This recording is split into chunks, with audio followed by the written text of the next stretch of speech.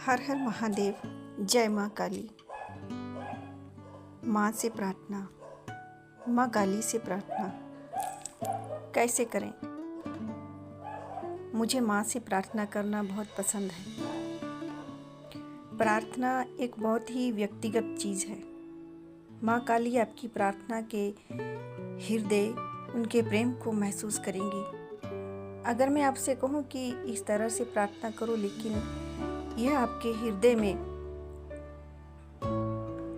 प्रतिध्वनित नहीं होता, वो तो बेकार होगा। माँ काली से एक बच्चे की तरह प्रार्थना करें। भरोसा रखें कि वह आपकी आवाज़ सुनती है, वो आपको सुन रही है, हर पल आपको देख रही है, आपके साथ हैं, आपसे प्यार करती हैं। उनका जप करें। काली को अंधकारमय रूप में दर्शाया गया है, लेकिन वास्तव में वे ब्रह्मांडीय माता है, जो तारों और प्रकाश, सूर्य और चंद्रमा से परिपूर्ण है।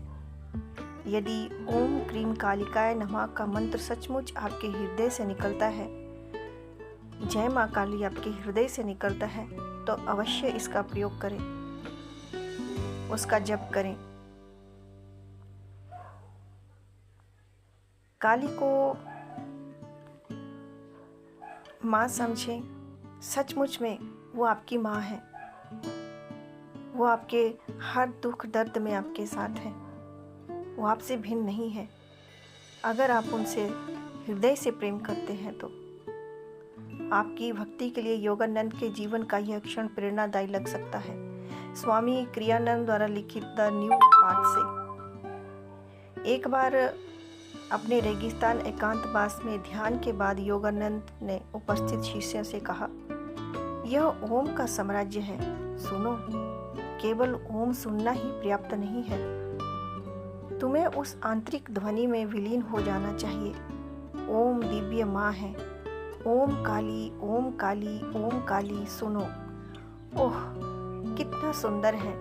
ओम काली, ओम काली, ओम काली। और आप योगानंद द्वारा माँ काली के वर्णन पर ध्यान कर सकते हैं। उनकी पुस्तक आत्म साक्षात्कार का जो सार है वो देख सकते हैं, पढ़ सकते हैं। काली माँ प्रकृति का प्रतिनिधित्व करती है। वो ओम है, ब्रह्मांडीय कंपन। ओम में सब कुछ मौजूद है, सभी पदार्थ, सभी ऊर्जा और सभी सचेत प्राणियों के विचार। इसलिए उनके सिरों की माला यह दिखाने के लिए वह सभी मन के अदृश्य रूप से मौजूद है। जीवन और मृत्यु का खेल प्रकृति में उनकी गतिविधियों को व्यक्त करता है, सृजन, संरक्षण और विनाश। इसलिए तलवार, सिर और तीसरा हाथ बढ़ाया गया है, जो जीवन प्रदान करता है। उसी ऊर्जा सर्वव्यापी है। माँ की ऊर्जा सर्वव्यापी है, इसलिए उनके लहराते बाल ऊर्जा का प्रतिनिधित्व करते हैं। शिव उनके पति हैं, सृष्टि से परे, कंपन रहित अवस्था में भगवान का प्रतिनिधित्व करते हैं। इस प्रकार उन्हें लेटे हुए का रूप दर्शाया गया है। काली की जीभ रक्त पिपासा में नहीं निकलती, जैसा कि अधिकांश लोग मानते हैं, बल्कि इसीलिए कि भारत में जब कोई व्यक्ति गलती करता है, कहीं भी भारत में नहीं बाहर भी कोई गलती करता है, तो वो अपनी जीभ बाहर निकालती है। पश्चिम में क्या आप कुछ इसी तरह शर्मिंदगी व्यक्त नहीं करते? आप अपने हाथों को अपने मुंह पर रख लेते हैं। काली को पूरी सृष्टि में नृत्य करते हुए दर्शाया गया है। यह नृत्य ब्रह्मांडीय कंपन की गति को दर्शाता है, जिसमें सभी चीजें मौजूद हैं। हालांकि जब काली का पैर अनंत के वक्ष को छूता है, तो वह अपनी जीभा बाहर निकालती है, जैसे कि कह रही हो, ओह ओह मैं बहुत ही दूर चली गई। क्योंकि अनंत आत्मा के स्पर्श से सभी कंपन बंद हो जाते हैं। काली का चौथा हाथ उन लोगों को आशीर्वाद देने के लिए उठाया जाता है, जो उनकी देन नहीं बल्कि माया का भ्रम और अंतर्हीन खेल से मुक्ति चाहते हैं।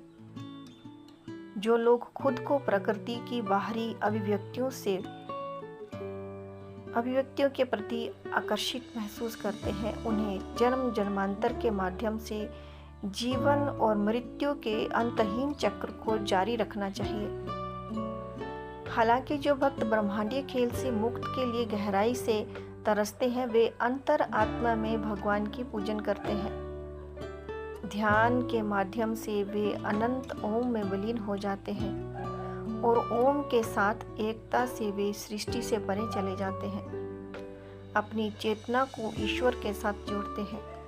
कालातीत शाश्वत आनंद काली की मूर्तियों का उद्देश्य दिव्य माँ को उनके स्वरूप के अनुसार चित्रित करना ही नहीं, बल्कि केवल प्रकृति माँ के रूप में उनके कार्यों को प्रदर्शित करना है। दिव्य माँ बेशक निराकार हैं, हालांकि हम यह भी कह सकते हैं कि उनका शरीर संपूर्ण ब्रह्मांड है, जिसमें सूर्य और चंद्रमा की अनंतता है। हालांकि वे भक्त के सामने मानव रूप में भी प्रकट हो सकती हैं। जब वे ऐसा करती हैं तो वे अलौकिक सौंदर्य में विराजमान होती हैं। आपकी हृदय प्रार्थना माता को स्पर्श करें।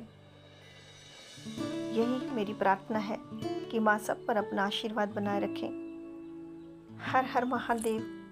जय माँ काली।